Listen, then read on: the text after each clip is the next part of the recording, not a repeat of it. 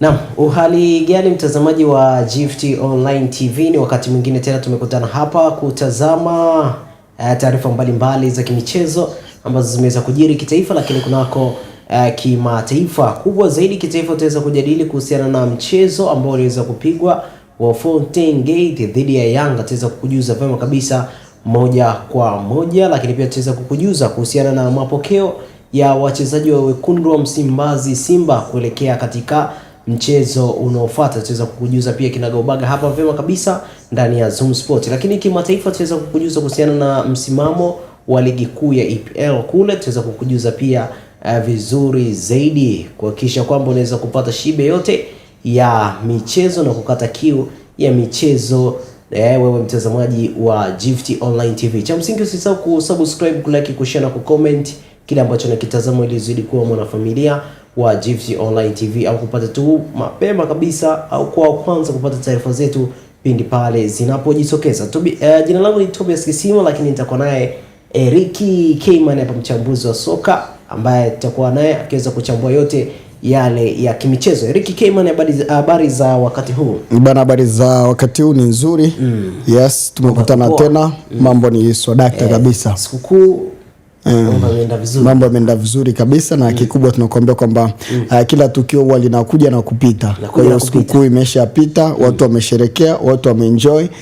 Kwa ni mwendo wa kazi tu, mambo mengine yaendelee. Sawa, mambo mengine yaendelee. Maneno kwa kimchambuzi Eric Kayman. Moja kwa moja tuweza kuanza na wanajangwani Yanga ambao waliweza kukipiga na Fountain Gate na kuondoka na ubao na ushindi wa mabao 4 kwa 0. Tuanze kwa kikosi cha Yanga. Kipi ambacho waliweza kufanikiwa na kuweza kuondoka na ushindi wa bao 4 kwa 0 dhidi ya Fountain Gate? Kwanza kabisa tunaweza tukazungumza quality ya Young Africans, ubora ambao wako nao Young Africans. Lazima tuweze kuheshimu Young Africans kutokana na ubora ambao wako nao kwenye kikosi. Makosa ambayo wameyafanya pia Fountain Gate kwa siku ya jana yamewahukumu kwa asilimia kubwa sana.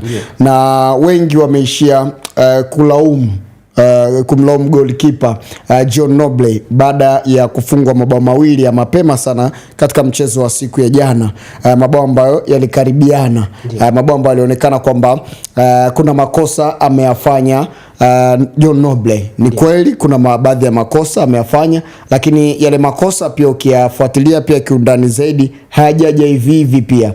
Lazima tuanze kuitazama Fountain Gate toka pia kwenye mechi ambazo zilizopita.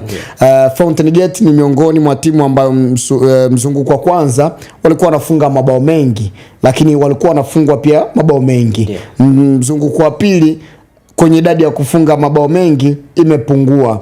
Tulikuwa tunazungumzia ule utatu ambao ulikuwa ni William Edgar, tulikuwa tunamwona Selemani Mwalimu, namna ambavyo walikuwa pamoja na Kimbo walivyokuwa wanashirikiana kwenye hili eneo la mbele, ambapo kwa hivi sasa baada ya kuondoka Selemani Mwalimu kwenye mzunguko wa kwanza kwenye ile dirisha la usajili lililofunguliwa, basi tunaona kuna namna ambavyo kwa upande wa kikosi cha Fountain Gate kwenye eneo la ushambuliaji limepwaya, lakini tunarudi kwenye safu yao ya ulinzi bado imeendelea kuwa na makosa ambayo walikuwa nayo kwenye mzunguko wa kwanza, ambapo tunaanza kuitazama kule juu wamepwaya na wakati walikuwa bora.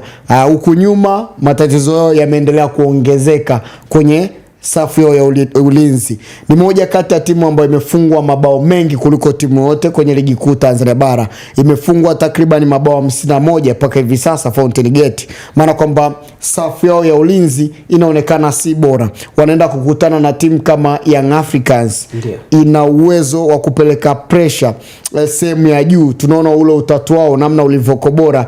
Wapo na mzungumzia Clement Walid Mzize ambaye ameanza kwa siku ya jana, na mzungumzia Steven Kiazizi, namna ambavyo walikuwa wanacheza Prince Dube, namna ambavyo walikuwa wanacheza katika ili eneo la juu. Lakini unamzungumzia mtu kama Maxim pia Nzingeli, unamzungumzia mtu kama Mudathir ya Abbas, namna ambavyo wamecheza katika mchezo na katika mechi ambazo wamekuwa wakicheza kwenye ligi kuu Tanzania bara, wakikutana na timu ambayo yenye madhaifu katika safu ya ulinzi, lazima wapeleke pressure kali sana. Wengi wanamlaumu goalkeeper John Noble.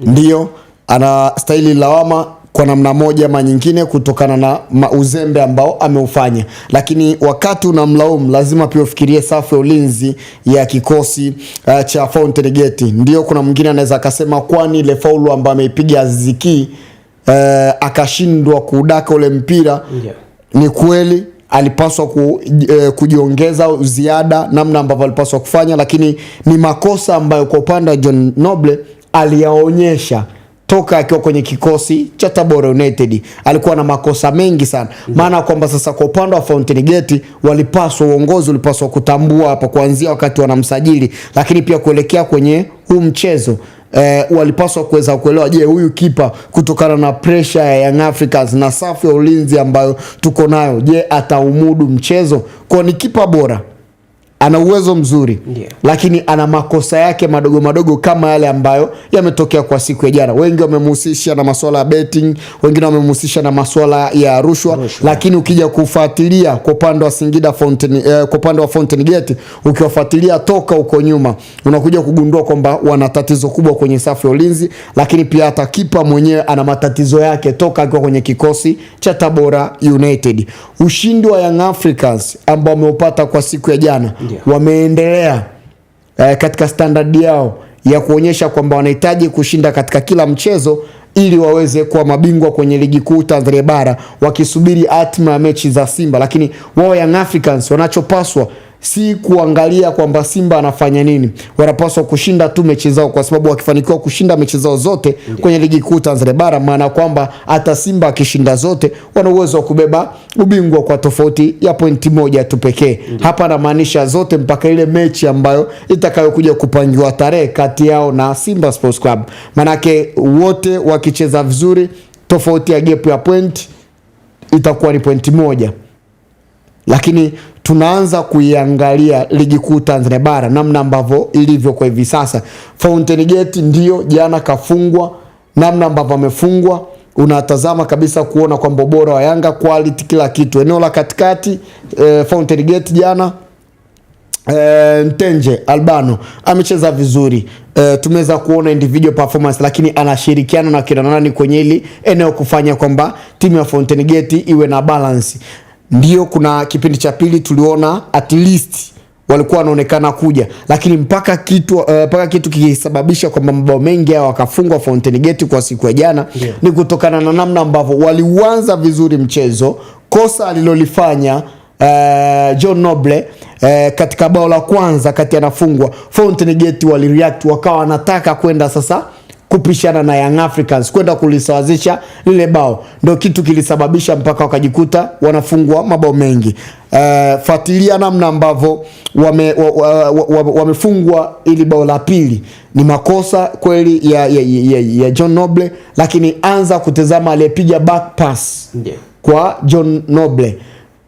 Tayari idadi ya wachezaji ilikuwa inaonekana iko juu. Wakati anakwenda kufunga lile bao Steven Kiazizi, kama sijakosea bila shaka, namna wakati lile bao linakwenda kufungwa, Clement Walid Mzize, lakini tazama pia pressure ambayo alikuwa anapeleka Prince Dube kwa goalkeeper, unakuja kuona kwamba tayari akaona kwamba sehemu ambayo napaswa kupeleka mpira ni upande wa kushoto, upande ambao alikuwa anamuona mchezaji mwenzake ana turn kurudia nyuma. Hiyo tu unaanza kulaumu kuanzia back pass ambayo imeanza, ndio kagusa moja, unaweza ukamlaumu. Anaweza kawa pia moja kati ya goalkeeper mzuri wa kuchezea mpira.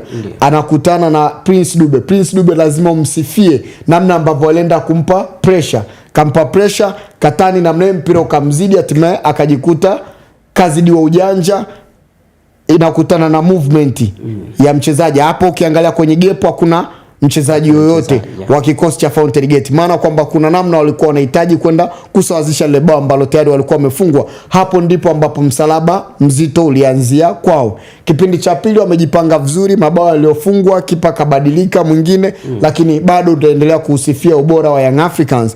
Namna ambavyo pia Chama amepiga lile bao la 4. Ndio unaona kabisa uwezo, jitihada zake binafsi za upigaji wa faulu. Mara nyingi amekuwa akipiga faulu za namna ile kwenye maeneo kama yale, na mara nyingi amekuwa akipata, na hii amekuwa akipiga toka akiwa kwenye kikosi cha Simba Sports Club.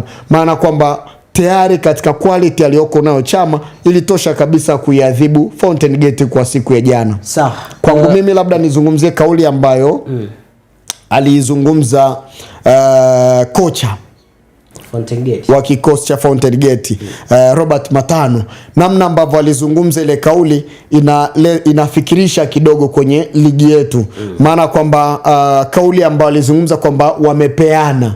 Umeona? Yani maana kwamba anamaanisha kwa upande wa goalkeeper John Noble pamoja na Young Africans, yani ni mabao ya kupeana, mabao mawili ni ya kupeana. Maana kwamba anaashiria kwamba labda anahisi kuna rushwa ipo ndani yake, na Young Africans mara nyingi wamekuwa wakihusishwa na matukio ya namna hii. Kwa ile kauli ambayo alizungumza na soka letu namna ambavyo lilivyo, kiukweli si kauli ambayo ni nzuri. Hakupaswa kuzungumza mbele ya hadhara namna hiyo. Ndio mchezaji amefanya makosa, ulipaswa kwenda kumgombeza kwenye vyumba vya kubadilishia nguo kama kocha, kwenda kuzungumza naye kule, ndio unaweza ukamuonya, lakini si kuzungumza kwenye public kauli kama ile. Maana kwamba unahisi kwamba ligi yetu sasa ina rushwa inatembea iko ndani yake. Na ingependezwa zaidi matukio kwa namna ambavyo yanaendelea, ni wakati sahihi wa TAKUKURU kuweza kuyapitia haya na kuweza kujua kile ambacho kinaendelea. Je, ni kweli kuna rushwa inaendelea kwenye ligi yetu ama la? Tulisikia pia kauli katika zile kauli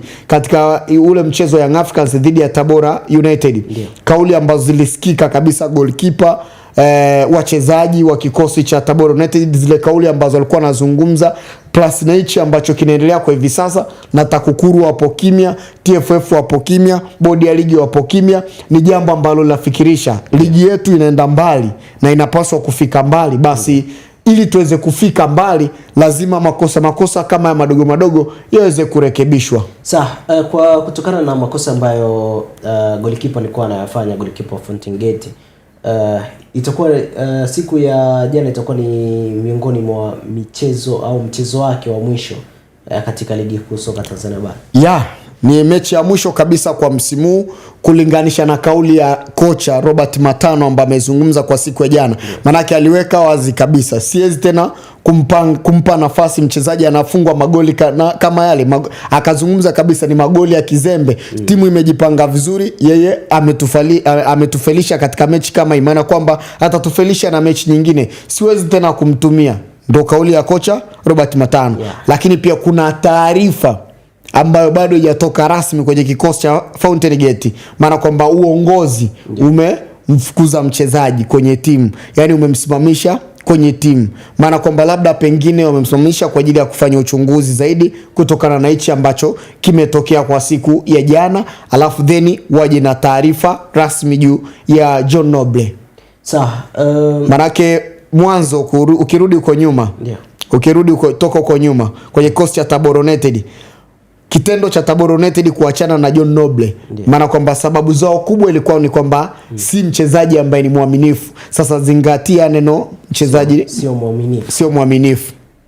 Kwa upande wako sasa, wewe kama mchambuzi kuhusiana na swala la kipa, wewe unaona ni sahihi kuweza kusimamishwa au ni yale makosa kibinadamu? Kwenye mpira, watu ambao tunaojua mpira, watu ambao pia wameshawahi kucheza mpira, vitu kama hivi vinajitokeza, vipo, na kuna makosa yanatokea, tunayaona. Unaelewa kabisa kwamba ni movement ya uwanjani, either kuna siku mbaya kazini, mchezaji umeamka siku hiyo hauko vizuri, na timu unajikuta unafanya makosa ya kuigharimu timu kwa staili ile. Kuna tukio pia linatokea mpaka hata mchezaji yeye mwenyewe aliyofanya hilo tukio anabaki kujiuliza, hivi imekuaje mpaka nikafanya kosa kama hili? Kwa ni matukio ambayo yanayotokea uwanjani na si kwenye ardhi ya Tanzania tu. Tizama hata barani Ulaya, makosa kama haya yamekuwa yakifanywa na vilabu vikubwa tu, wachezaji wakubwa tu wamekuwa wakifanya makosa kama haya. Kwa hiyo mimi sioni haja ya namna ambavyo watu wanaweza kumhukumu moja kwa moja John Noble, lakini kwa upande wa uchunguzi naweza kachunguzwa katika tukio, namna ambavyo matukio haya ambayo yamekuwa yakiendelea kuhusiana na kauli, kutokana na kauli aliyozungumza Robert Matano, pengine hapo sasa panaweza pakachunguzwa. Lakini kwangu mimi, namna ambavyo mchezaji amecheza, nikitazama katika matukio ambayo yamekuwa yakitokea, ni makosa ya kawaida yanatokeaga kwenye mpira. Sasa tunakuwa na maswali mengi endapo kama matukio ya namna hii yakiendelea kuwa mara kwa mara, pengine una tatizo la uzembe ndani yake, una vitu ambavyo pengine kwa upande wako kwenye quality yako ni ndogo, ama una tatizo la uzembe unapokuwa kwa uwanjani. Hayo yote pia ni makosa, lakini matukio pia kama hapo uwanjani kutokea ni kawaida kabisa. Sawa, ni kawaida kabisa. Ni ushindi wa bao 4-0 ambao Yanga waliweza kuupata kwa siku ya jana dhidi ya Fountain Gate. 2 kwa kipa wa kwanza, lakini kipa wa pili pia aliweza pia kupigwa 2 na mambo kawa hivyo. Moja kwa moja tunapewa nguvu na maji ya uzima, na maji haya yanapatikana katika huduma ya Mlima Moria tu na sio sehemu nyingine. Yanapatikana katika huduma ya Mlima Moria ambayo inapatikana Msasani maili 6 mkoani Kilimanjaro. Na ili uweze kufika hapa, kama unatoka Moshi mjini, panda gari inayokuja maili 6, alafu shukia kituo cha kwa msafiri, au kama dereva basi ni mzoefu unaweza kumwambia kwa Gideoni, barabara ya Gideoni, na itaweza kukushusha katika sehemu hiyo. Na ukija na hiyo njia moja kwa moja utaona kanisa na utakuwa umefika katika huduma ya Mlima Moria Ministry. Lakini kama unatokea Boma, unatokea Arusha, basi moja kwa moja ukifika maili 6 utamwambia conductor kushushe katika kituo cha mashine. Kituo cha mashine kiko mbele kidogo ya kituo cha maili 6. Basi wewe utavuka barabara. Ukishavuka barabara utasogea mbele, utaona bango la huduma za Mlima Moria. Basi moja kwa moja ukija na barabara hiyo, ukisogea na barabara hiyo utafika, utaona kanisa. Basi utakuwa umefika katika huduma ya Mlima Moria Ministry. Siku za ibada ni siku ya Jumatano, siku ya Ijumaa na siku ya Jumapili. Siku ya Jumatano na Ijumaa ni kuanzia majira ya saa 8 mpaka majira ya saa 11 kamili za jioni, lakini siku ya Jumapili kuanzia majira ya saa 6:30 za mchana mpaka majira ya saa 10:30 za jioni. Karibu katika huduma ya Mlima Moria Ministry. Kumbuka hii ni Zoom Sport. Usisahau kusubscribe, kulike, kushare na kucomment ili uzidi kuwa mwanafamilia wa Gift Online TV. Moja kwa moja tutaweza kuibukia katika kikosi cha wekundu wa Msimbazi Simba, ambapo watu wanasema waliweza kuibuka na ushindi mwembamba, lakini kwa pia huenda ukawa ni ushindi ambao ni mzito na ni mzuri kwa kweli, kuhakikisha kwamba wanaweza kurudi na kombe au kuja na kombe la shirikisho barani Afrika ili kuzidi kupeperusha bendera ya Tanzania. Ricky Kayman tunaweza kujadili, tutajadili hapa kuhusiana na mapokeo ya wachezaji kuelekea mchezo ujao. Tunaona mchezo wa Stellenbosch kwa mara ya kwanza wameweza kushinda bao 1-0. Hatujui kipi ambacho kinaweza kufuata katika mchezo ujao. Je, wataweza kuibuka na ushindi au itakuwaje? Ni kutokana na kile ambacho kipo. Simba wafanye kitu gani au watumie mbinu gani ambazo zinaweza zikawasababisha wao kuweza kupata ushindi katika mchezo wa marudiano? Ya tayari Simba wana advantage kubwa ya kwenda katika hatua ya finali kulingana na matokeo ambayo walioyapata wakiwa kwa nyumbani. Stellenbosch moja kati ya timu ambayo ni nzuri, iliweza kuonyesha namna gani wana uwezo wa kucheza kimbinu zaidi, japokuwa Simba walifanikiwa kuweza kukamata mchezo. Walikuwa na kila sababu ya kuweza kufunga mabao mengi zaidi ya bao ambalo walolipata.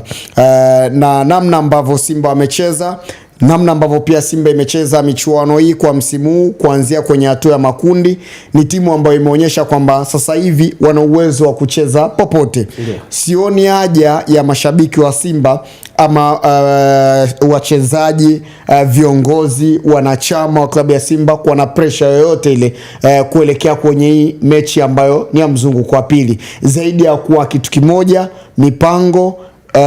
Kocha Fadru pia ajue ni wapi ambapo walipokosea kwenye eneo la ushambuliaji, ili waweze kuhakikisha kwamba kila nafasi ambazo nazozipata watakapokuwa kule Afrika Kusini waweze kuzitumia vizuri. Hicho ndo kitu ambacho kwa upande wa Simba wanapaswa kukizingatia zaidi, maana ukitizama namna ambavyo walivyocheza, hawakucheza vibaya, walicheza vizuri. Tatizo tu lilikuwa ni namna ya kutumia zile nafasi chache ambazo walizozipata kwenye ule mchezo.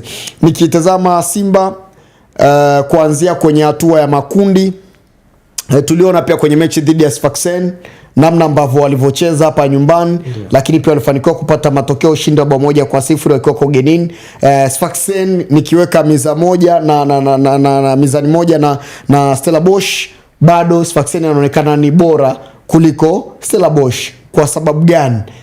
Kwa upande wa Sfaxien, yeye kashiriki michuano mara nyingi kwa siku za karibuni. Hizi robo finali ya hatua ya makundi wamecheza mara nyingi. Kama Simba wameweza kupata matokeo ugenini kule, inawezekana. Simba tumeona pia wamecheza na Bravos ugenini, wanafanikiwa namna kutoa sare wakiwa kwa ugenini.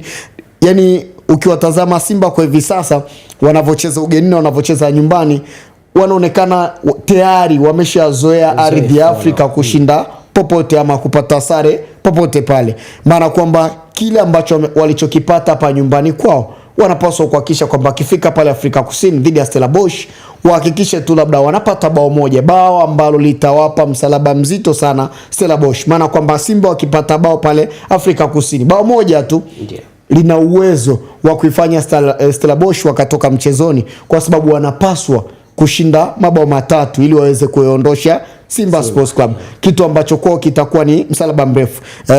Kama wakifunga mawili, Simba akipata bao moja, maana kwamba wao wanakwenda nje kwa sababu ya bao la ugenini.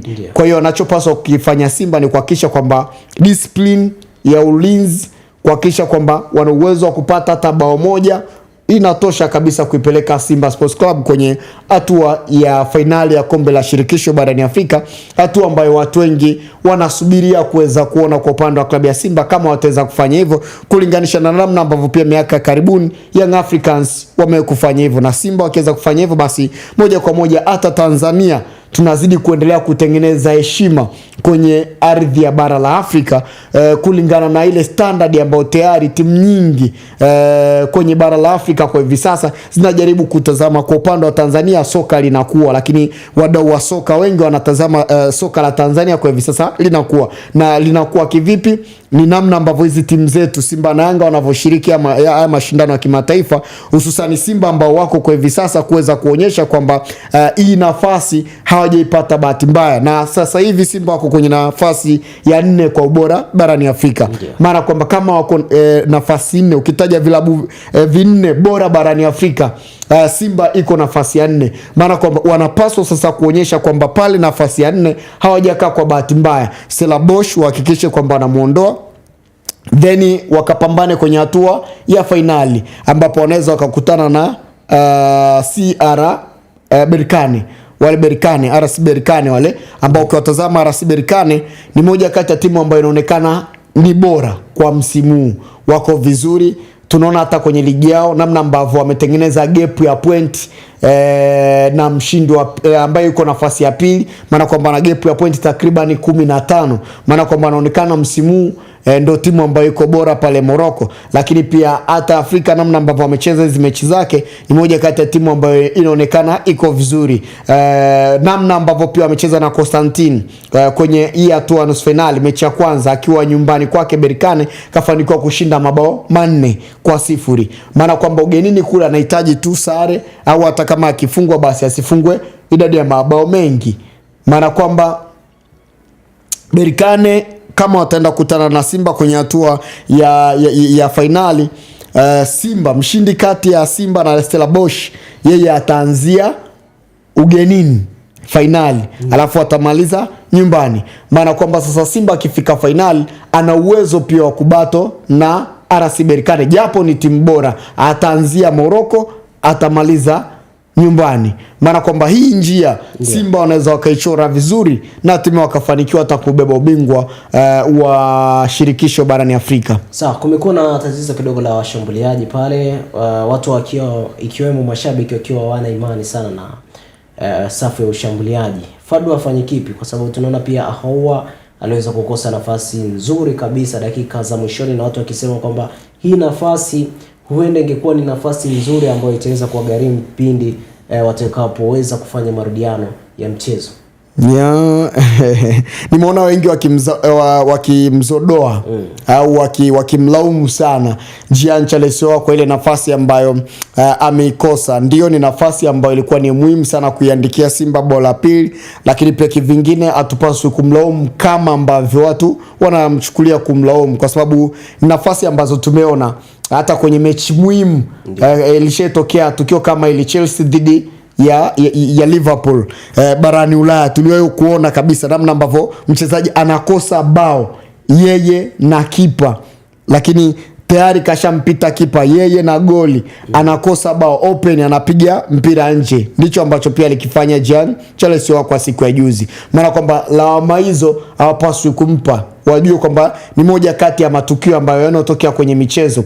Sasa kwa upande wa Davis Fadlu, kitu ambacho anapaswa kukifanya kuelekea kwenye mechi ambayo atakayokuwa kwa ugenini, kuhakikisha kwamba kila mchezaji katika eneo la ushambuliaji wawe na ushirikiano, lakini pia wahakikisha wanakuwa makini, utulivu kwenye eneo la kumalizia nafasi. Maana kwamba Simba kwa asilimia kubwa kwenye eneo hilo imekuwa ni tatizo kwao, na si kwenye mechi ya juzi tu. Mechi nyingi Simba ambazo wamekuwa wakicheza wana tatizo la utulivu kwenye eneo la kumalizia, kuweka mpira wavuni. Hapa kwa imekuwa ni changamoto kubwa, lakini pia changamoto nyingine, Simba wana tatizo bado ya namba 10, yani inaonekana iko open kabisa. Ndio Jean Charles Ahoua anafanya vizuri, lakini tatizo kubwa la Simba namba 10 ambayo inaweza ikarahisisha hapa juu, kufanya ile eneo la juu kuwe na link up ambayo ni nzuri, ambayo inaweza ikawarahisishia zaidi kufunga mabao, na umakini tu wa kumalizia ndio tatizo la Simba hilo. Sawa, ndio tatizo la Simba hapo. Kwa hiyo wakiweza kukabiliana na hicho, mambo yataweza kuwa mazuri. La kumalizia hapo na maoni kuhusiana na mchezo huo. Mchezo huo wa marudia. Maoni yako pamoja na la kumalizia hapo. Maoni yangu ni kwamba wawe wamoja, wawe kitu kimoja, wajue namna gani wajue ni namna gani ambapo wanapaswa kwenda kuonyesha ukubwa wao, waichukulie adhi ya Simba ambayo wako nayo, lakini pia wamchukulie Stellenbosch. Ni moja kati ya timu ambayo ni bora, imekuja kama surprise package. Yani wajue kwamba lolote laweza likatokea pia Afrika Kusini, maana kwamba pale ambapo walijiandaa, walivyocheza na Al Masry wakiwa wako nyumbani kwenye dimba la Benjamin William Mkapa, wakaichukua ile alafu waiadi mara mbili zaidi, waende Afrika Kusini, wana uwezo wa kwenda kwenye hatua ya finali. Kwa hiyo wawe na ushirikiano kuanzia eneo la benchi la ufundi, wachezaji, viongozi, wawe kitu kimoja. Na nilipenda baada ya ule mchezo pale kwenye dimba la New Amani Stadium, namna ambavyo viongozi kina Murtaza Mangungu, viongozi wa serikali, naibu waziri, namna ambavyo walivyoenda kuatia moyo wachezaji wa Simba, kuambia kwamba msihuzunike wala msisikitishwe na hichi ambacho kimetokea. Bado mna nafasi na mpo mbele kwa bao 1-0, bao ambalo linaweza kuwapa nguvu kubwa sana. Maana kwamba ugenini wanahitaji tu atasare yoyote ile, wanaenda kwenye hatua ya finali. Maana kwamba Simba bado ana nafasi kubwa ya kwenda finali. Moja kwa moja tumetia nukta hapo, au na penyenye leo? Penyenye leo labda tunaweza tukagusia ni kuhusiana na issue ya Faisal. Issue ya Faisal imebadilika haswa, yani namna ambavyo issue yake ilivyo kwa asilimia kubwa inaonekana kwa asilimia kubwa mpaka asilimia 80 mpaka hivi sasa. Ile ni mali ya Jangwani. Kwa asilimia takribani 80. 20 tunategemea kuona labda majabu mengine yatokee, maana kwamba kauli ambazo zimekuwa zikizungumzwa na Faisal, lakini pia kauli ambazo zimekuwa zikizungumzwa na baadhi ya watu wa juu ndani ya kikosi cha Young Africans, kama umekuwa ukifuatilia, basi na kuonyesha kwamba ili dili kama tayari kwa asilimia kubwa limeshamalizika, ni bado tu kuconfirm. Tutaweza kushuhudia kipi ambacho kitaweza kuja msimu ujao, sababu inaweza kuwa ni miongoni mwa ligi ambayo itakuwa na ushindani zaidi kutokana na kile ambacho kipo. Simba ameweza kupata mdhamini mpya, na hivyo Yanga anahitaji na kuzidi kusajili wachezaji walio na kiwango cha ubora. Ipo hivyo moja kwa moja tunaweza kuibukia kimataifa, ambapo tutaweza kutazama msimamo wa ligi kuu ya kule England. Moja kwa moja nikiweza kukutajia 5 bora ambapo anaongoza Liverpool akiwa na pointi 79, akifuatiwa na Arsenal pointi 66. Nafasi ya tatu akiwa anashika Nottingham Forest akiwa na pointi 60, lakini nafasi ya 4 kiishika Newcastle United akiwa na pointi 59. Nafasi ya 5 Manchester City au Man City akiwa na pointi 58. Lakini ikiweza kutaja nafasi tatu za mwisho, Southampton akiwa na pointi 11, Leicester City akiwa na pointi 18 na Ipswich Town akiwa na pointi 21. Tunaona Liverpool ameshika kasi kweli, kwenda ni ameshapata ubingwa tuseme hivyo. Ameshapata ubingwa tuseme hivyo tukifupi. Akifuatiwa na Arsenal na nafasi ya tatu akishika Nottingham Forest. Upi mwenendo wa ligi kuu ya England kule? Ya ligi kuu ya England mpaka hivi sasa, namna ambavyo ligi inavyokwenda, kwa upande wa Arsenal tayari wameshakubali, walishakubali mapema sana kwamba huku hawana chao. Liverpool wametengeneza ufalme wao, na kwa hivi sasa wanachosubiria tu kuona mechi ya siku ya kesho. Mechi ambayo itakwenda kupigwa siku ya kesho kama sijakosea, kati ya Arsenal pamoja na Leicester City. Moja kati ya mechi ambayo kama endapo Arsenal yakipoteza hiyo mechi, basi moja kwa moja Liverpool wanakuwa ni mabingwa. Maana kwamba Liverpool wakishinda mechi moja tu, hata kama Arsenal atashinda katika mechi ya siku ya kesho, mechi ijayo akishinda mechi moja tu, maana kwamba tayari Liverpool wanakuwa tayari ni mabingwa wapya wa ligi kuu ya Uingereza. Kwa hiyo kwa msimu huu kwa upande wa Liverpool kuwa bingwa, tunasema kwamba ni kwamba tayari ni swala tu la kwamba swala la muda tu atangazwe kwa bingwa, basi kumaliza katika hiyo mechi moja. Kwa hiyo msimu huu timu nyingi namna ambavyo zimekuwa kwenye ligi kuu ya Uingereza, tunaona kwamba zimeshindwa kushindana na Liverpool ambao kwa msimu huu wameonekana kuwa na kasi fulani ambayo ni tofauti na hizi timu nyingine, Arsenal, City, Chelsea, yani zile timu ambazo mara nyingi zimekuwa zikifanya vizuri, msimu huu zimeonekana haziko poa. Ndio maana tunaona kwa upande wa Liverpool, Arne Slot ameweza kujua hii ndo njia ambayo naweza nikatumia kiurahisi kuweza kuchukua ubingwa, na uzuri aliweza kupita kwenye ile njia ambayo alipita Jurgen Klopp, akaona kwamba hakuna haja ya kuweza kuanza kuingiza mambo mengi, wacha twende katika njia ile ile tukauchukua ubingwa, na ndicho ambacho alichokifanya na hatimaye wanaenda kufanikiwa. Sasa ushindani wa top 4 ndio hapa ndiko ambako kwenye ushindani kwenye ligi kuu ya Uingereza mpaka hivi sasa, Nottingham Forest yuko nafasi ya 3, ana pointi 60. Ndio. Anemfuatia ni Newcastle United, yuko nafasi ya 4. Ndio. Ana pointi 59. Anemfuatia ni Leicester City, yuko nafasi ya 5 na pointi 58. Chelsea nafasi ya 6 na pointi 57, sawa na Aston Villa ambaye yuko nafasi ya 7 na pointi 57. Ukiangalia kuanzia nafasi ya 7 mpaka nafasi ya 3 ambayo yuko Nottingham Forest, ni gap ya pointi hizi 3 tu pekee. Maana kwamba hawa wote yoyote ana uwezo wa kucheza top 4, wa kumaliza msimu kwenye top 4 na kwenda kushiriki UEFA Champions League. Kwa maana kwamba hapa tuna uwezo wa kusema kwamba hizi timu zote ambazo ziko kuanzia nafasi ya 3 mpaka ya 7 zina ushindani, zina bato yao hapa kuhakikisha kwamba wanawania kwenye hizi nafasi mbili. Kwa upande wa Arsenal, yeye tunasema kwamba ni kama tayari ametengeneza ufalme wake yeye. Ana uhakika wa top 4, manake kwamba ana pointi 66. Lakini kuanzia Nottingham Forest mpaka nafasi ya 7 utakuja kuona kwamba lazima kuna ushindani hapo mkubwa wa nani aende kucheza UEFA Champions League. Lakini pia tunaona kuna timu ambazo tayari kule chini zimeshashuka daraja. Hapa tunazungumzia Leicester City, tunazungumzia Southampton. Hawa tayari wameshashuka daraja moja kwa moja, wako championship kwa hivi sasa, wataenda championship. Lakini kuna timu nyingine mbili ambazo zimekuja kwenye ligi kuu ya Uingereza ambazo zimetoka huko chini championship. Hapa tunawazungumzia Leeds United pamoja na Burnley.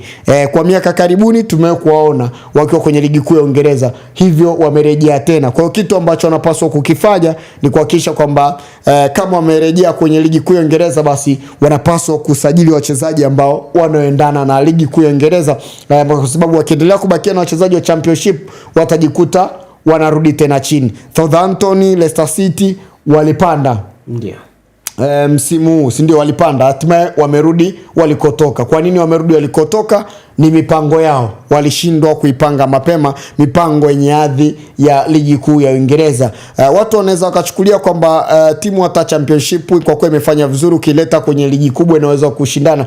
Tofauti kabisa, kuna utofauti mkubwa sana kati ya mtu ambaye anacheza Premier na anayecheza Championship. Kuna utofauti mkubwa ambao uko hapa, quality ya wachezaji, quality pia la eneo la benchi la ufundi, mipango pia inakuwa ni tofauti na timu ambazo ziko kwenye Premier League. Hivyo kwa upande wa Leeds pamoja na Burnley tutasubiri kuweza kuona ujio wao msimu ujao baada ya kuja kwenye Championship. Kwa hivi sasa msimu ujao wataenda kufanya nini? Sawa, nadhani kwa siku ya leo tumetia nukta hapo. Na mtazamaji wa Gift Online TV, kwa siku ya leo tumetia nukta hapo, lakini usiache kuendelea kutufuatilia vema kabisa kupitia Gift Online TV. Usisahau kusubscribe, kulike, kushare na kucomment kile ambacho unakitazama ili uzidi kuwa kwanza kupata taarifa zetu tupindi pale zinapojitokeza. Jina langu ni Tobias Kisima, tulikuwa na mchambuzi wa soka Eric Kayman. Nikutakia siku njema, bye bye.